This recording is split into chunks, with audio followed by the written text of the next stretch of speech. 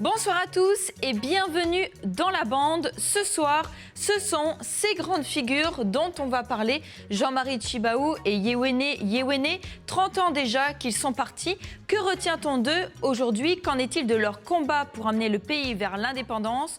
Vous saurez tout avec Gérald Corto, notre invité ce soir, proche de Jean-Marie Tjibaou. Pour lui, Jean-Marie était un grand homme au même titre que Gandhi ou Mandela. Il nous racontera des anecdotes, mais nous fera aussi le bilan de ses 30 ans dans votre rubrique C'est bon à savoir avant de se mesurer au défi. Mais avant, je vous propose de découvrir le portrait de Yewene. Notre collègue Lindsay Wamo a voulu en savoir plus. Un reportage qui a été diffusé lundi soir dans votre journal. Cet homme que l'on connaît finalement peu. À tout de suite.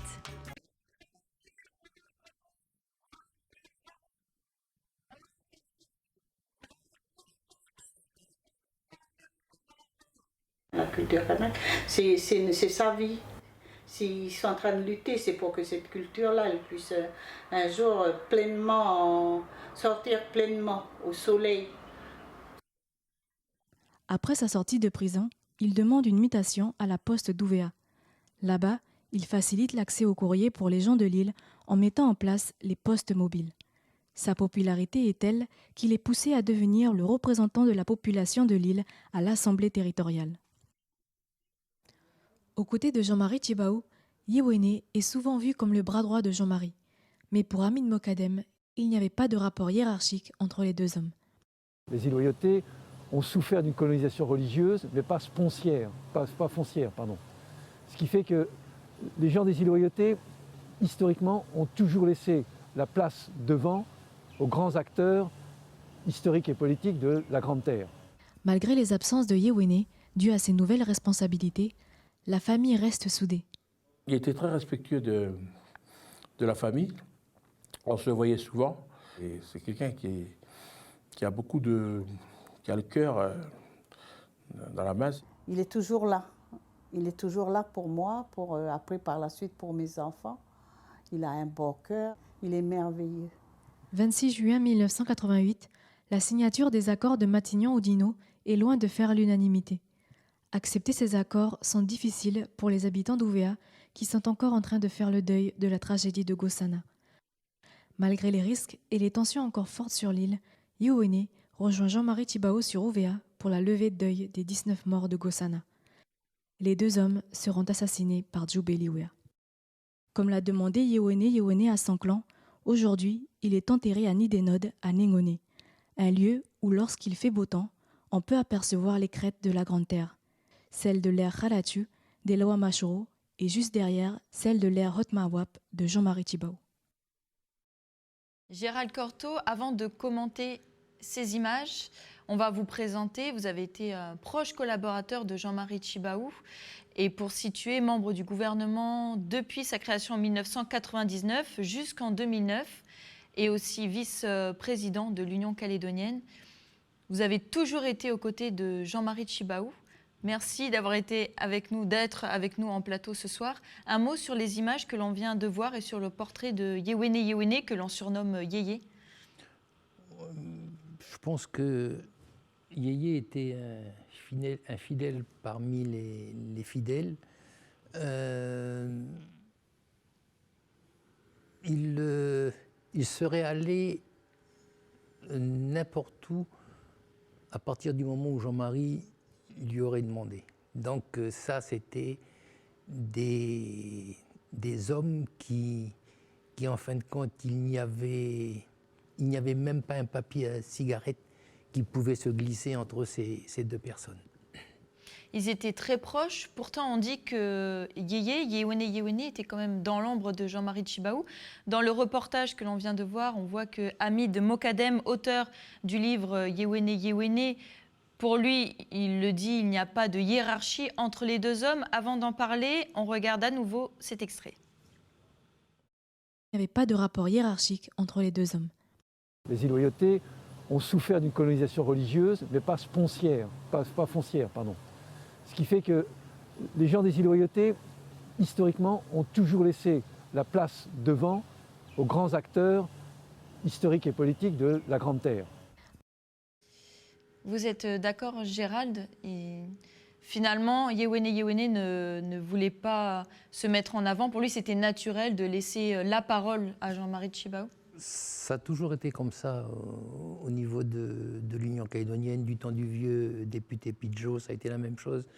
Donc il y a un respect quelque part des gens des îles par rapport aux gens de la Grande Terre qui, eux, ont subi la colonisation et comme le dit le préambule de l'accord de Nouméa, toutes les ombres de la colonisation.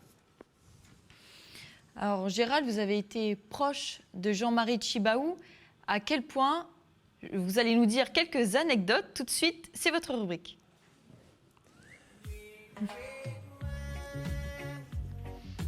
Alors, il faut que je vous dise ça maintenant. Alors Gérald, vous avez écrit la préface du livre Jean-Marie Tjibaou, qui est sorti en 2017, qui a été publié, qui a été écrit par Éric Waddell. Je vous lis le début de la préface et vous allez nous expliquer pourquoi c'était important pour vous d'utiliser ces mots-là, notamment. Un visionnaire, Nelson Mandela, Martin Luther King, Mohandas Karamchand Gandhi, Abraham Lincoln, qui oserait dire, hors quelques extrémistes, que ces hommes, pour ne citer qu'eux, étaient racistes, dénués de morale et de fondements politiques profonds. Jean-Marie Tjibaou fait partie de ces personnages qui ont contribué à façonner leur pays et au-delà à donner au monde une grille de lecture et de compréhension des spécificités de leur peuple en même temps que des différences existant entre les peuples. C'était important pour vous d'écrire cette préface et pourquoi le comparer à ces grands hommes? Pour vous, c'était un grand homme?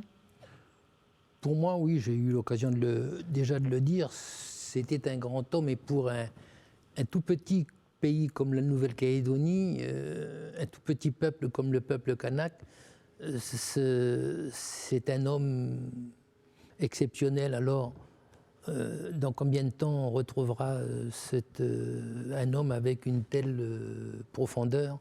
Je ne peux pas le dire, c'est ce que je souhaite au Kanak, c'est ce que je souhaite à la Nouvelle-Calédonie, bien sûr. Mais je crois que dans la préface, tout est dit. Tout le monde connaît ou a su ce qu'a pu faire des personnes comme Lincoln, comme Gandhi. Voilà, donc je le mets à ce niveau-là. C'est important pour vous de parler aujourd'hui de Jean-Marie Tjibaou et aussi Yewene. Comme vous l'aviez dit tout à l'heure, ils étaient inséparables. Oui, c'est important parce que lorsque vous êtes anticolonialisme, vous respectez ces personnes. Et puis, moi, ce qui m'a fait grandement plaisir, c'est Jean-Marie n'a jamais mis de côté la devise de son parti politique, dont il était le président, deux couleurs, un seul peuple. Et tout son combat a été un combat pour se faire reconnaître, reconnaissez-nous, disait-il, pour que l'on puisse ensuite vous reconnaître. Donc ça a toujours été quelque chose d'extraordinaire. Et je dirais qu'il avait pris au niveau de son combat tout le côté culturel. Et ça, c'est extrêmement important. Je crois que c'est un philosophe de la Grèce antique, Hypastique, qui disait la culture est l'arme principale de ceux qui rêvent à changer le monde. Et Jean-Marie était complètement... Il l'incarnait complètement. Il incarnait complètement cette démarche. Alors, il ne faut pas oublier qu'il avait aussi effectué des études au niveau de philosophie. Donc, alors, était-il un adepte de ce philosophe? Je ne sais pas. Mais voilà, je crois que ça, c'est quelque chose d'important. Alors, vous l'avez connu au quotidien. On a envie de connaître quelques petites anecdotes. Quel est le moment qui vous a fait le plus rire? Parce que c'était aussi quelqu'un qui avait souvent le sourire et qui savait aussi faire rire. Alors, il y en a tellement d'anecdotes, mais Il y en a une que je retiendrai, je l'ai déjà évoquée avec un autre journaliste, parce qu'il montre bien non seulement le caractère de Jean-Marie, mais aussi la complicité qu'il pouvait avoir avec un adversaire politique. C'était du temps de la région nord. Jean-Marie, donc, on était le président, hein, c'était juste après les événements de 84. Il y avait donc le fameux statut avec les régions nord, région centre, région île et région sud. Et Jean-Marie était le président donc, de cette région. Nous avions donc obtenu de la SLN la possibilité de s'installer dans les bureaux qu'elle possédait sur Népouy à l'époque. Donc moi j'étais le directeur de cabinet de Jean-Marie au comité consultatif, tout ce qui avait une compétence de la Nouvelle-Calédonie, et Paul Yaoudine était son directeur de cabinet. Et donc vous étiez à Yengen ? Non, sur Nouméa. Et Paul Yaoudine était son directeur de cabinet à la province nord, hein, parce que l'exécutif était, pour ce qui concernait la Calédonie, le haut commissaire. Hein, et donc le haut commissaire, il y avait là une structure pour tout ce qui était pays. Et donc là, moi j'étais le directeur de cabinet de ce cabinet-là. Mais bon, je travaillais aussi avec le Nord. Et puis, on était arrivé à la discussion du budget. Enfin, le Nord débattait sur le budget. Et là, il y a Robert Frouin qui vient voir Jean-Marie. Et puis, Robert Frouin, tout le monde connaît Robert Frouin avec cette image extraordinaire qu'il avait. Robert Frouin, le maire de Koumak, qui disait à Jean-Marie, moi, j'en ai assez d'avoir des instructions qui viennent de Nouméa, donc ils avaient été au RPCR, parce qu'on a là des gens qui nous envoient des instructions, mais ce sont la plupart du temps des gens qui n'ont pas dépassé ton tout à. Alors il dit, moi, le budget que vous proposez, là, qu'on a travaillé, je le voterai, sauf il y a un petit problème tout de même, parce que là, alors Jean-Marie lui dit, mais quel est le problème ? Ah, il me dit, parce que Nouméa fait pression pour que je ne vote pas cela, mais c'est vrai, c'est la subvention à Radio Djido. Alors Jean-Marie lui dit, écoute Robert, il n'y a que ça comme problème. Alors Robert lui dit, oui, le reste moi du budget, c'est un budget pour le Nord, c'est très bien. Et Jean-Marie, malicieux comme il était, puis il dit, écoute Robert, quand on va arriver aux discussions sur les subventions, sur les attributions de subventions, tu n'as qu'à aller faire pipi.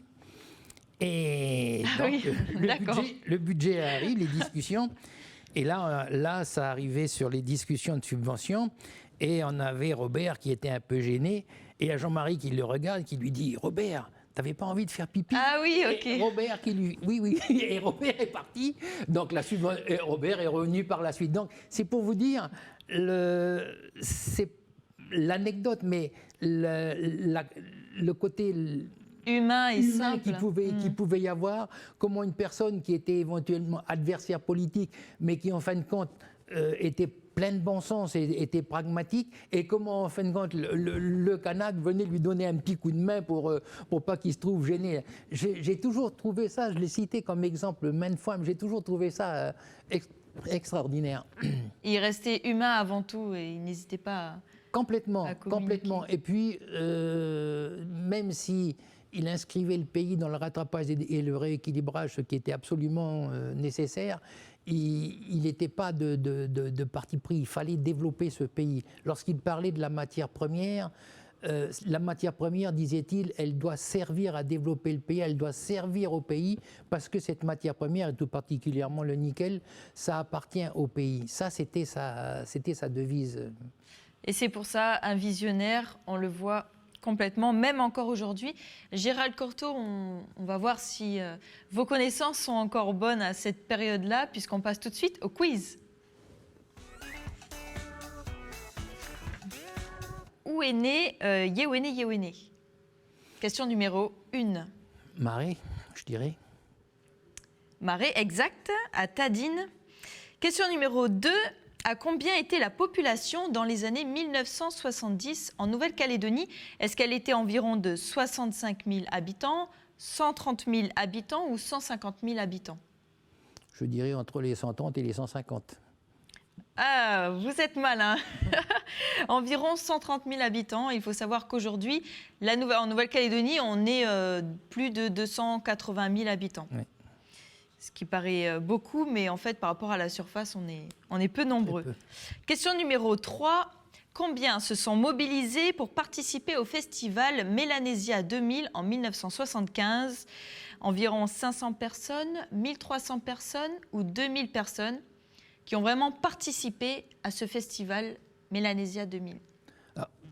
Tout ce que je ne sais pas ce que vous entendez par participer. Est-ce que c'est simplement dans le cadre de l'organisation ou c'est au niveau de la présence, au niveau des spectacles et autres? Non, vraiment ceux qui ont participé au spectacle, aux animations. Ah, au spectacle et aux animations. Oui, là c'est différent.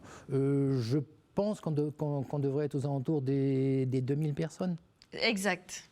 Ce qui était vraiment beaucoup. Et d'ailleurs, pour info, à ce moment-là, il y avait eu, donc ça a duré 5 jours, ce festival, plus de 50 000 spectateurs. Oui. Il comptait aux alentours d'à peu près 10-12 000 personnes par jour. Donc c'était ça, les 5 jours, aux alentours de 50 000 spectateurs. Le festival qui s'est déroulé à la place du Centre culturel Chibaou. Un petit peu à côté. Un petit peu à côté. Je faisais partie avec Jean-Marie des personnes qui... Moi, j'avais travaillé, il m'avait demandé de regarder sur tout ce que pouvaient comporter les installations électriques. Question numéro 4. Comment s'appelait le spectacle conçu pour le festival Mélanésia 2000 ? Le canet, parce que c'est là... Vous y êtes presque. Kanaké.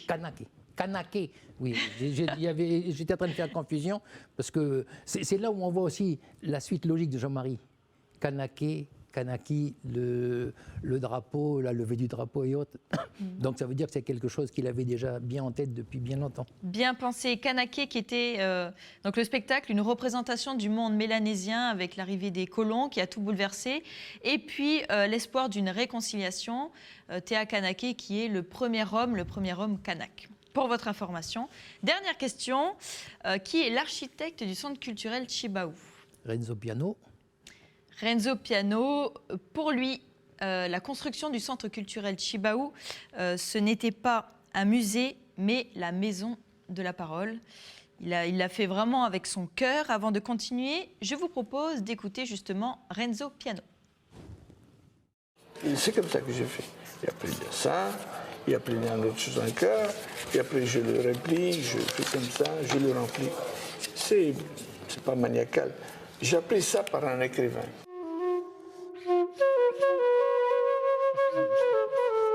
C'est un lieu magique puisque c'est magique l'histoire de ce bâtiment. C'est une histoire qui touche au cœur. C'est une histoire de tolérance, c'est une histoire de non-violence. Vous savez, les projets sont bien quand il y a une belle histoire derrière. Puisqu'au fond, l'architecture, c'est une façon de raconter des histoires, de dire des choses. J'ai eu de la chance, moi, dans ma vie professionnelle. J'ai toujours, assez souvent eu des histoires intéressantes à raconter avec les bâtiments. Je sais pas, même le centre Pompidou à Paris, c'est une histoire assez folle, assez drôle, assez différente. Mais ici, c'est une histoire humaine encore plus forte, encore plus intense. Et c'est pour ça que je pense que des occasions comme ça, vous n'en avez pas beaucoup dans la vie. Renzo Piano qui a fait aussi de grands édifices reconnus dans le monde entier comme la maison Hermès au Japon, mais aussi l'auditorium Parco della Musica à Rome, un immense complexe musical et culturel aussi, la California Academy des Sciences à San Francisco, et bien sûr le centre d'art Pompidou à Paris. Alors c'est impressionnant, c'est un centre sur 10 niveaux de 7500 mètres carrés chacun. 12 000 m² pour l'art moderne, 2 salles de cinéma, une bibliothèque de plus de 10 000 m², et j'en passe. Impressionnant. Gérald, qu'est-ce que vous en pensez ? Alors, moi, je pense que le centre Chibaou est quelque chose d'intéressant, mais ce n'est pas le centre en lui-même, comme le dit Renzo Piano, c'est c'est l'histoire qui fait que ce centre est majestueux. Je reviendrai, moi, sur Mélanésia 2000. Il faut savoir que Jean-Marie, c'était, comme je le disais tout à l'heure, reconnaissez-nous pour qu'on puisse vous reconnaître. Et ce qui était prévu après Mélanésia 2000, c'était Calédonia 2000. Donc Jean-Marie, c'était de se dire, nous avons toute une histoire et tout, nous sommes donc le peuple d'origine, le peuple colonisé, mais il y a aussi d'autres personnes qui sont venues et qui ont aussi une histoire. Leur culture. Il faut arriver à un moment donné où, qu'en fin de compte, on regarde quelles sont les convergences qu'il puisse y avoir avec ces histoires. Lui, il n'était pas du tout justement pour les clivages et il était ouvert. Et il disait d'ailleurs que sa culture était la culture kanak. Elle est d'abord ouverte sur le monde. Mais il était profondément kanak, mais il possédait une culture universelle de par ses études, ses rencontres, ses voyages et autres. C'était donc aussi la difficulté qu'avaient, moi je sais que les différents journalistes, lorsqu'il était sur les plateaux, lorsqu'il l'interviewait, disaient on a des difficultés avec Monsieur Tjibaou, c'est parce que quand il veut nous entraîner, quand dans son monde, ou quand il y a une question bien précise et qui nous entraîne dans son monde, on a du mal ensuite à le suivre, et puis hop, il a fait la boucle, il est revenu ensuite par rapport à la question qui était posée, et il était capable de démontrer la vision que pouvait avoir un occidental, mais sur ce même sujet-là, il pouvait aussi y avoir d'autres points de vue, une autre vision, la sienne, et les journalistes étaient de dire, quand l'on ne maîtrise pas, lorsqu'on ne connaît pas la culture kanak, on était un peu le bec dans l'eau, et Jean-Marie, c'était une personne qui savait utiliser tout cela à merveille. En fait, il utilisait les différences justement pour en faire une force. Exactement. Donc, il connaissait parfaitement toute la culture française, et bien sûr sa culture, donc il était capable de faire des démonstrations à chaque fois où les gens étaient un peu dans les choux. Ouais. Alors pour lui, c'était important la culture, c'est ça, c'était d'abord la reconnaissance, s'affirmer pour pouvoir avancer. Avant de continuer, regardons un extrait du reportage de Lindsay Wamo qui a été diffusé mardi soir. À quel point la culture était importante pour Jean-Marie Tjibaou, avant tout d'être reconnu en tant que kanak. Regardez. Jean-Marie Tjibaou montre plus d'une fois son attachement à sa culture. En septembre 1975, il organise avec son équipe le premier festival des arts mélanésiens de Nouvelle-Calédonie, Mélanésia 2000. Jean-Marie Tjibaou, c'était quand même un homme profondément culturel et qui voulait à tout prix organiser ce festival pour rassembler un petit peu le peuple mélanésien autour d'une manifestation. Un festival riche, car bien que la Nouvelle-Calédonie soit une île, les aires coutumières ont toutes leurs particularités, que ce soit dans la langue, dans les savoir-faire ou les mythes. Dans ces différences, on se trouve des points communs, et notamment un. C'est la notion de famille en fait. Donc on dit toujours que l'homme peut évoluer, mais l'important pour lui c'est de revenir vers sa famille, vers ses racines, vers son chef de clan, vers son chef de tribu, pour vraiment avoir une identité propre. Et ensuite il peut évoluer à partir de là, mais tout en restant attaché à ses racines. Ces fondements communs de la culture kanak autour de la famille sont aujourd'hui posés sur le papier à travers la charte du peuple kanak publiée en 2013.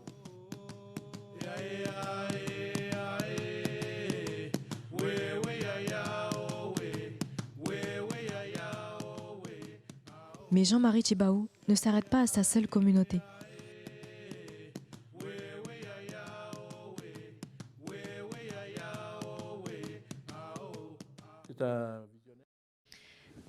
La culture kanak est-elle toujours aussi présente aujourd'hui, 30 ans après? Quel est le bilan que l'on peut faire? C'est votre rubrique, c'est bon à savoir.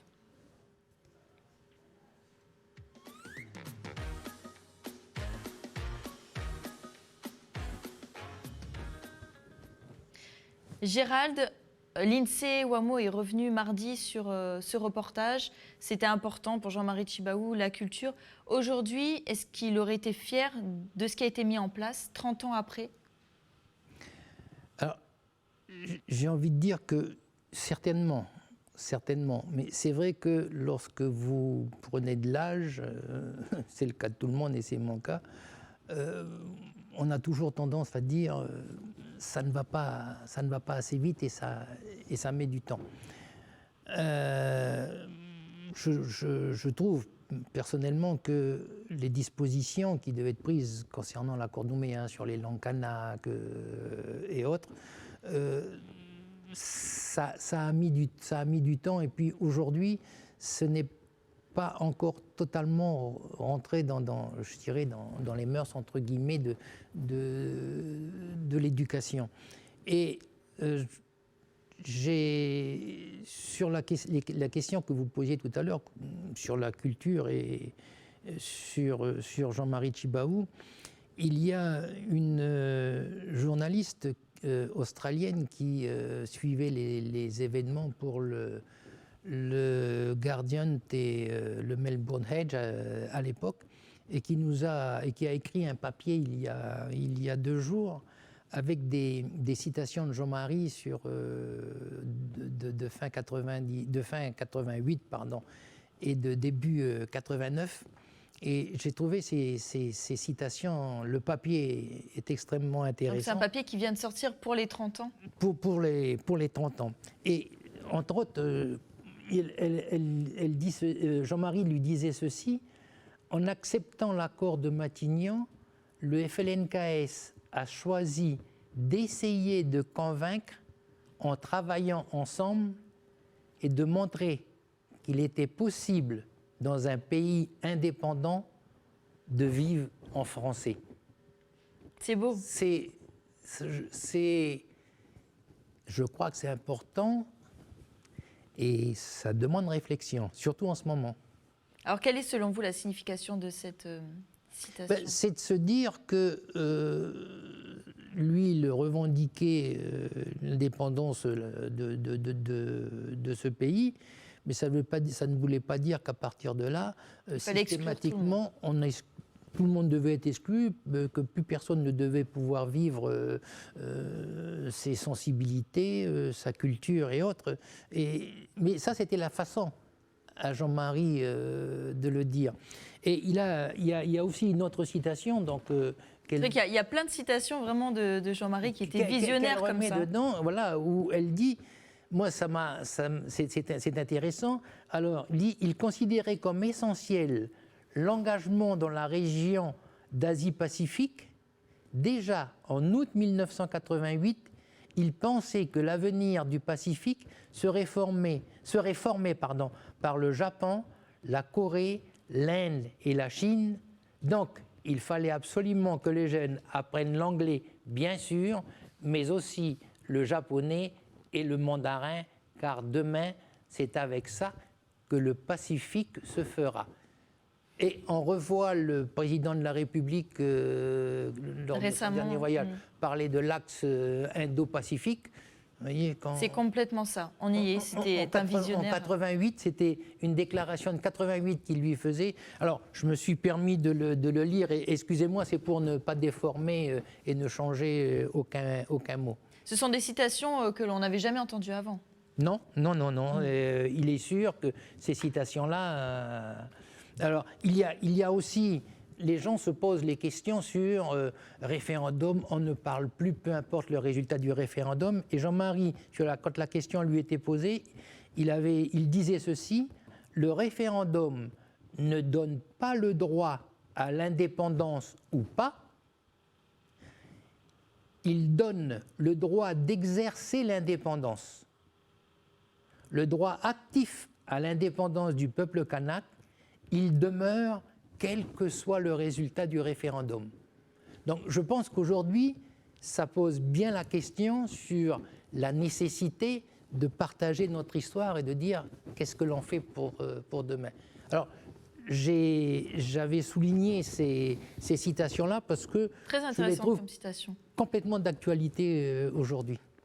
Donc si vous deviez faire le bilan, pour vous, aujourd'hui, ça aurait pu aller plus vite dans la reconnaissance peut-être de la culture et du peuple kanak, à partir du moment où Jean-Marie Tjibaou a disparu jusqu'à aujourd'hui?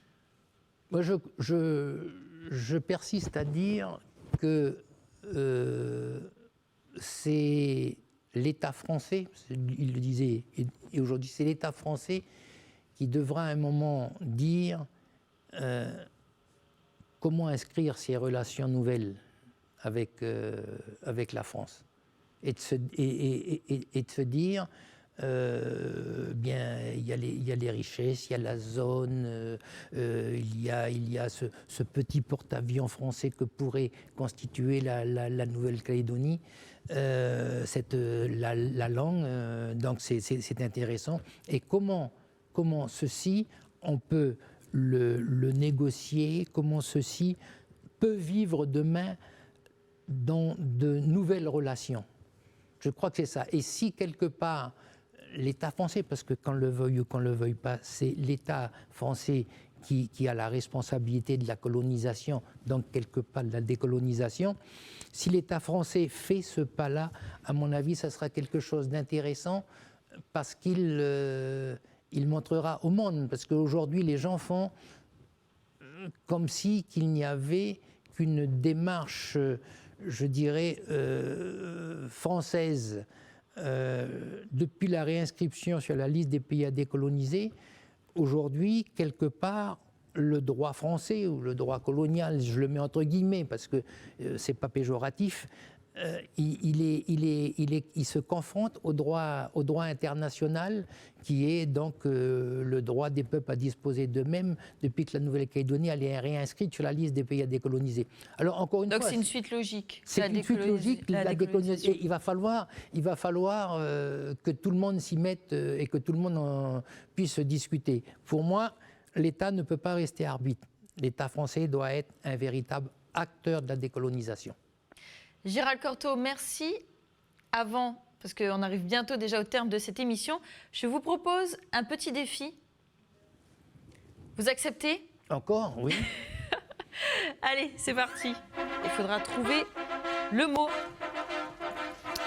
On va voir si vous arrivez à le trouver. Allez, on va prendre du jaune. Oh, le jaune, on ne voit pas trop. Du rose, parce que je suis une fille. Je vais peut-être me mettre de ce côté-là. En 4 lettres. Oui. Vous me dites des lettres et on essaie de trouver ce mot qui résume un petit peu la pensée de Jean-Marie Tjibaou et qui peut bien finir cette émission. En 4 lettres. Vous me dites des lettres et si vous avez raison, bah, je mets la lettre. Sinon, je fais un petit dessin, une petite fleur et si la fleur, elle meurt, vous avez perdu. Une lettre au hasard. I.